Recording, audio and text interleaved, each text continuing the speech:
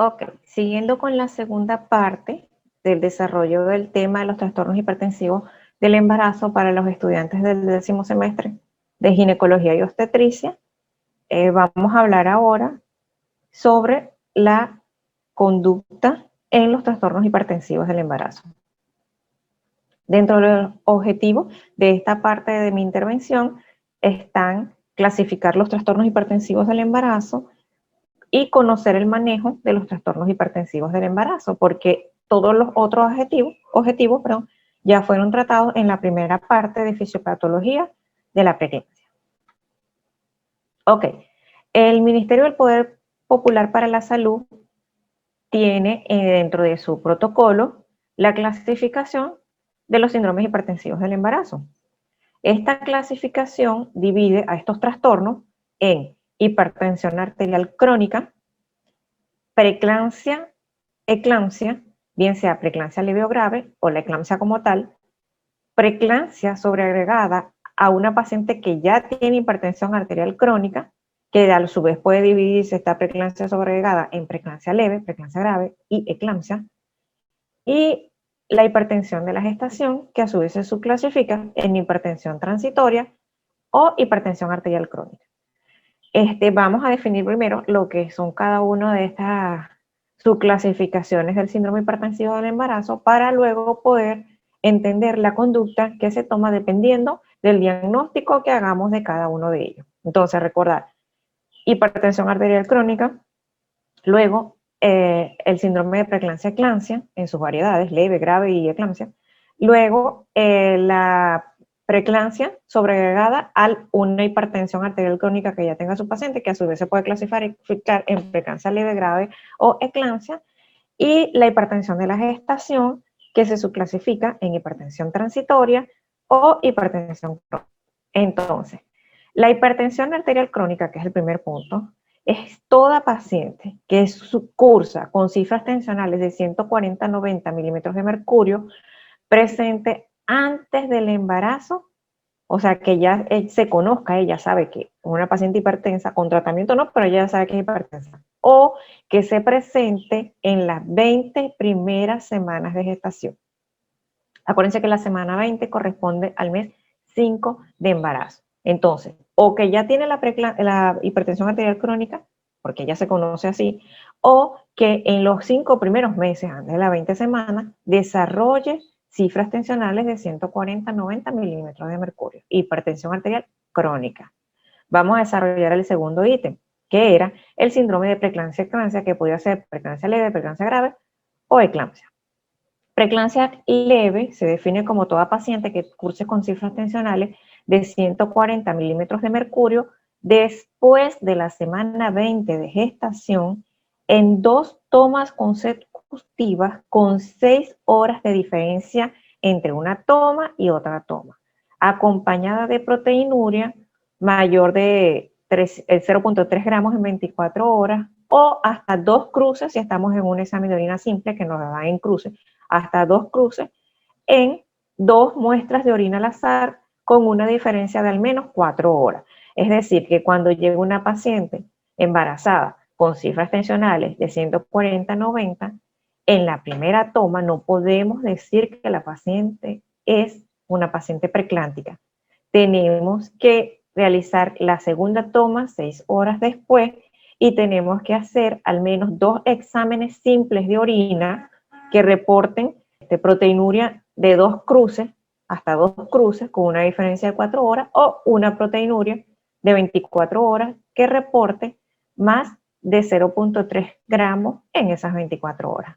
Ahora, la preeclampsia grave la define como toda paciente con 160 a 100 milímetros de mercurio en 2 tomas consecutivas con diferencia de 6 horas, se mantiene el criterio, pero aquí la proteinuria es mayor de 5 gramos en 24 horas o en un examen simple de orina, 3 cruces en el examen. Una muestra tomada al azar, no tiene que ser en la primera orina de la mañana ni nada de eso, con al menos 4 horas de diferencia. Vean que se mantienen los criterios para hacer diagnóstico tanto de cifras tensionales como de proteinuria se mantienen. Solo que en la preeclampsia leve Estamos hablando de cifras de 140-90 y en la preeclampsia grave de 160-100.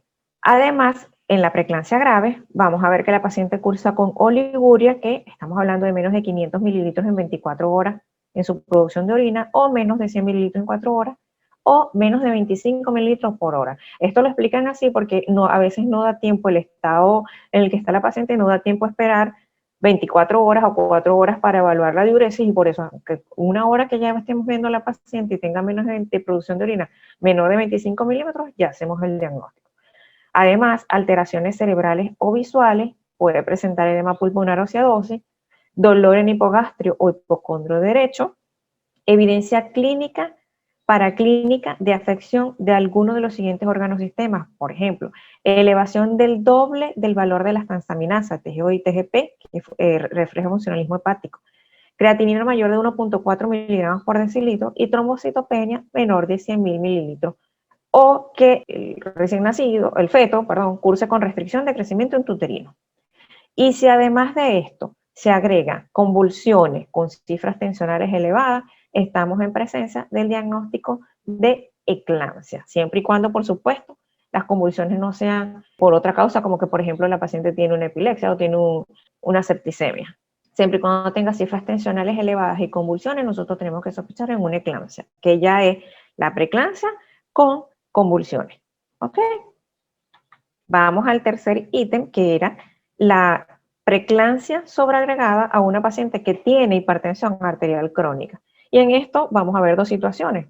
La primera, una paciente con hipertensión que no tenga proteinuria antes de la semana 20, o sea, que sea hipertensa pero sin proteinuria antes de la semana 20, y que se presente proteinuria mayor de 0.3 gramos en 24 horas. O sea, hipertensa crónica que presente proteinuria. Ya entonces la reclasificamos a una preeclampsia sobreagregada a la hipertensión crónica que tiene la paciente. O la situación B, cuando tengamos la paciente con hipertensión y que tenga proteinuria antes de las 20 semanas, porque recuerden que la hipertensión arterial crónica también puede cursar con proteinuria si la paciente tiene una afectación renal. Entonces, esa paciente hipertensa, que es hipertensa crónica, que tiene proteinuria antes de las 20 semanas, pero que hay un incremento repentino o progresivo de la proteinuria o de las cifras tensionales. Entonces, allí agregamos el diagnóstico de preeclampsia sobreagregada a una hipertensión arterial crónica. O también puede ser esa paciente que es hipertensa crónica con proteinuria antes de las 20 semanas, pero que aparezca trombocitopenia, aumento de las transaminasas y alguna evidencia de falla multiorgánica. También entonces reclasificamos a la paciente a una preeclampsia sobreagregada a la hipertensión arterial crónica, que ya sabemos que le podemos poner el nombre de leve, grave o eclampsia. Y el último ítem 4, que era la hipertensión de la gestación, que es la hipertensión que se diagnostica en el embarazo después de la semana 20, pero que no se acompaña de proteinuria. Acuérdense que antes de la semana 20, cifras tensionales elevadas, hipertensión arterial crónica. Después de la semana 20 podemos tener preeclampsia, pero también podemos tener la hipertensión de la gestación. En la hipertensión, la diferencia entre ellas es la presencia o no de proteinuria, y en la hipertensión de la gestación no vamos a ver proteinuria. Si ustedes diagnostican una paciente con hipertensión de la gestación y durante sus controles desarrolla proteinuria, entonces se reclasifica como preeclampsia.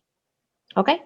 Si la paciente tiene su finalización del embarazo, parto, cesárea, lo que ustedes decidan, y 12 semanas posterior al parto se normalizan las cifras tensionales, esa hipertensión de la gestación se denomina transitoria. Eso llegó hasta allí. Pero si posterior a las 12 semanas persisten las cifras tensionales elevadas, entonces la hipertensión de la gestación se reclasifica a una paciente con hipertensión arterial crónica.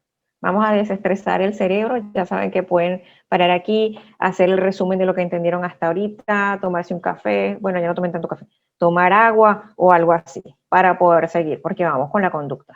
Ok, ¿qué se hace, cómo se maneja una paciente con estos trastornos hipertensivos del embarazo? El protocolo del Ministerio del Poder Popular para la Salud nos dice lo siguiente: si la paciente tiene diagnóstico de preeclampsia leve, debe solicitársele su examen de orina mensual en su consulta, porque es una paciente que no se hospitaliza. proteinuria de 24 horas en pacientes que tengan 1 o 2 cruces de proteína, porque hay que corroborar, es lo ideal, saber tener la proteinuria cuantificada, ¿no? Es más segura que la cualitativa.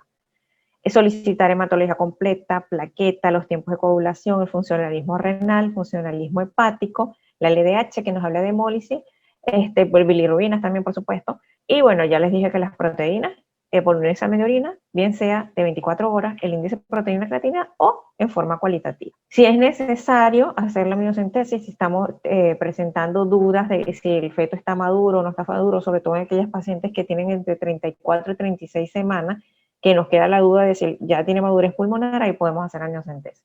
Vigilar el bienestar fetal, hay que hacer vigilancia materna en los movimientos fetales a partir de las 28 semanas, hacer un monitoreo antenatal no estresante semanal después de las 32 semanas, evaluar cómo va el crecimiento fetal mediante ecografía cada 4 semanas, porque acuérdense que ellos tienden a ser niños de bajo peso, tienden a ser restricción de crecimiento intrauterino, hacer el ecodoppler a partir de las 24 semanas, cada 4 semanas.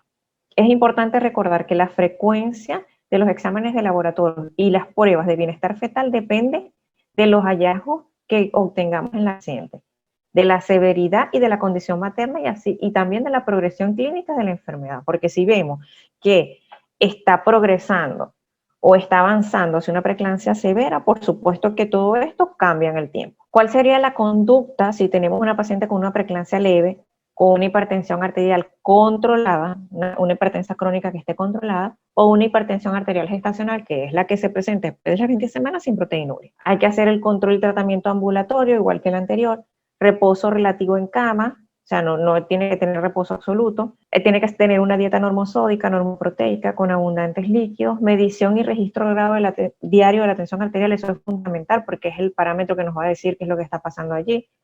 Control prenatal estricto. Las consultas deberían ser cada 3 semanas hasta la semana 28. Luego, cada 2 semanas hasta la semana 34. Y de la semana 34 hasta finalizar el embarazo, una vez a la semana, perdón, hasta las 37 semanas, una vez a la semana. Y cuando la paciente llega a las 37 semanas, debe ser referida para hospitalización. Entonces, vean que la paciente con preeclampsia leve, con hipertensión arterial crónica o con hipertensión gestacional, que así ustedes lo diagnostican, tienen la capacidad para diagnosticarlo, la pueden manejar en forma ambulatoria. Cada 3 semanas hasta la semana 28, cada 2 semanas hasta la semana 34, semanal hasta la semana 37, las 37 semanas tienen que referirla para su hospitalización porque ya debe estar maduro y no tiene sentido que siga en su vida intrauterina. Ahora, si ustedes diagnostican que la paciente tiene una preeclampsia grave o una hipertensión arterial crónica no controlada, esa paciente no debe ser manejada en un ambulatorio. Esa paciente debe ser hospitalizada y el Ministerio del Poder Popular para la Salud dice que debe ser hospitalizada en una unidad de cuidados intensivos. Es una paciente de cuidado. Nosotros no tenemos esa conducta en el hospital, la hospitalizamos en sala de parto, pero debe estar bajo estricta vigilancia médica. El área ideal es una unidad de cuidados intensivos o al menos intermedia. Registro horario de sus signos vitales cada hora, control de peso diario, control horario de diuresis, balance hídrico, lo que ingesta, lo que se le administra, cuánto elimina, tratamiento antihipertensivo, protección gástrica, laboratorio y pruebas de bienestar fetal porque debemos diagnosticar cómo está el feto. Recuerden que ya habíamos visto que si el feto tiene alguna afectación importante, así la madre no la tenga y no la podamos corregir a la madre, hay que interrumpir el embarazo. ¿Cuál sería el objetivo de tener una paciente con diagnóstico de preeclampsia grave o de hipertensión arterial no controlada? ¿Cuál sería el objetivo de seguir el embarazo? Porque recuerden que los cambios fisiopatológicos que se dan en la preeclampsia tienden a desaparecer o a remitir cuando se extrae la placenta, que es en el lecho placentario es donde principalmente se originan todos esos cambios fisiopatológicos. Entonces, si nosotros decidimos prorrogar el embarazo, ¿cuál es el objetivo de eso? Porque se nos puede descompensar la paciente, pero ¿cuál es el objetivo de eso? Bueno, uno, lograr la inducción de maduración pulmonar fetal, porque si estamos en embarazos de menos de 28 semanas, no tiene sentido seguir el embarazo si estamos en una preeclampsia grave o una hipertensión arterial crónica. Si estamos en una embarazada mayor de 36 semanas, no tiene sentido prolongar el embarazo, pues ya son edades extremas. Ahora, si estamos entre las 28 y las 36 semanas, que el feto todavía no tiene su madurez pulmonar, entonces los objetivos son 3. Uno, lograr inducción de madurez pulmonar, ese es el principal. Pues lo estamos haciendo ahí por el bebé. Luego, prevenir las convulsiones, que esa paciente que tiene esa preeclampsia severa no vaya a convulsionar, no vaya a hacer una eclampsia. Y por último, el tratamiento antihipertensivo, si es necesario colocarlo. ¿Cómo hacemos la inducción de maduración pulmonar fetal? Bueno, se hace entre las 24 y las 34 semanas de gestación. Se puede hacer con dexametasona o con betametasona. El medicamento ideal de elección es la betametasona. Se colocan 12 miligramos intramuscular cada diario por 2 días, o sea, 12 miligramos intramuscular hoy, 12 miligramos intramuscular mañana. Y si lo que tienen es dexametasona, bueno, coloquen 6 miligramos cada 12 horas. Si colocan 6 en la mañana y 6 en la tarde, ahí van 12, igual que la beta, y 6 en la mañana y 6 en la tarde de los días siguientes, ya van los otros 12, serían un total de 24 miligramos, tanto para la betametasona como para la dexametasona. Lo que pasa es que la betametasona son los 12 miligramos un día y 12 el otro día, en cambio que la Dexa lo reparten 6 en la mañana y 6 en la tarde, y al día siguiente 6 en la mañana y 6 en la tarde. Si la condición materna lo amerita porque hay un desarrollo desfavorable hacia la madre o el feto, lo recomendable es interrumpir el embarazo 24 horas posterior a la segunda dosis. No, se recomienda tratar de no hacerlo antes. Ahora sí, si hay un deterioro materno o fetal, pues no se pueden esperar esas 24 horas. Prevenir las convulsiones, ¿se acuerdan? El otro objetivo. Para eso podemos usar nuestro caballito de batalla, sulfato de magnesio, en bolos de 6 gramos, vía endovenosa, diluidos en 100 cc de solución 0,45 y pasar en 30 minutos. Y hacemos un mantenimiento de 6 gramos en 500 cc de solución 0,45, 28 gotas por minuto, que nos va a hacer pasar 1 gramo por hora. El sulfato de magnesio tiene contraindicaciones. Si la paciente está en insuficiencia renal severa o en insuficiencia ventilatoria, no debe ser administrado sulfato de magnesio. Debe mantenerse mínimo 24 horas posterior a la interrupción del embarazo, porque a pesar de que interrumpimos el embarazo, hay que darle oportunidad al organismo de que todo ese proceso fisiopatológico que se originó a raíz de la preeclampsia vuelva a la normalidad. Hay que estar pendientes de los signos de intoxicación por sulfato de magnesio. Lo pueden usar cuando estén en el ambulatorio, pero hay que estar pendiente. Bradipnea, menor de 16 respiraciones por minuto, y por reflexia retuliana. Y bueno, si hay oportunidad, medir los niveles séricos de sulfato de magnesio. Recordar que si hay algún tipo de intoxicación por sulfato de magnesio, usamos el gluconato de calcio al 10%, una ampolla diluida en 20 cc de solución 0,9, pasar lento, vía endovenosa, dosis respuesta. Otro de los medicamentos que podemos usar para prevenir las convulsiones es la fenitoína. Se usa en bolos de 10 miligramos por kilogramo de peso, diluidos hasta en 100 cc de solución 0,9, a pasar en 20 minutos, con un mantenimiento de 100 miligramos, vía endovenosa cada 8 horas, máximo por 48 horas. Los antihipertensivos en el embarazo, bueno, hay múltiples, hay endovenosos, hay biorales. Los endovenosos están la betalol y la hidralacina, ahí están sus dosis, y el bioral, nuestro caballito de la batalla, la nifedipina, 10 a 20 miligramos bioral, se puede repetir cada 20 minutos si es necesario la dosis de nifedipina, hasta hacer un máximo de 180 miligramos diarios. Ajá, esto era lo que le estaba comentando. ¿Para qué o por qué mantenemos el embarazo en una paciente que tengamos hecho el diagnóstico de preeclampsia severa? Bueno, porque realmente depende del grado de la severidad, depende del grado de la afectación orgánica o multiorgánica que tenga la paciente y la afectación fetal. Actualmente hay una clasificación que no es esta que les mencioné, es una clasificación orientada a la conducta, a cómo y cuándo interrumpir el embarazo, ¿ok? Pero esa clasificación la vamos a ver en el último año porque va más bien orientada a conducta. Recuerden que ustedes a este nivel no se le hace mucho hincapié en el tratamiento como tal, sino más bien en lo que es definición, clasificación, epidemiología y fisiopatología. Pero bueno, para que tengan una información bastante certera, si estamos menos de 28 semanas o mayor de 36 semanas, hay que interrumpir el embarazo cuando estamos en diagnóstico de preeclampsia severa. Si estamos entre la semana 28 a 36 y la condición materna o fetal lo permite, mantenemos el embarazo para 3 objetivos. El primero de ellos, inducción de maduración pulmonar fetal. El segundo, prevenir las convulsiones mientras hacemos la inducción. Y el tercero, el antihipertensivo, para tratar de disminuir las cifras tensionales de la paciente, aunque ya sabemos que las cifras tensionales son un reflejo de todo un mecanismo fisiopatológico detrás de eso, de vasoconstricción y de microangiopatía importante que tiene la paciente. Ok, la conducta para interrumpir el embarazo se divide en tratamiento agresivo y tratamiento ultraagresivo. El tratamiento agresivo es cuando se decide interrumpir el embarazo después de hacer la inducción de maduración pulmonar fetal. Obviamente que tenemos que estar entre las 24 y 34 semanas, ¿sí? Y esta conducta se toma porque las condiciones maternas y fetales lo permiten. Y un tratamiento ultraagresivo, que es cuando decidimos interrumpir el embarazo sin inducción de maduración pulmonar fetal, porque no da tiempo, porque el tiempo de espera para hacer la inducción es un tiempo que juega en contra de la madre y del feto. O sea, las condiciones maternas o fetales no están dadas para hacer un tratamiento ultraagresivo. Esa es la diferencia entre las dos conductas.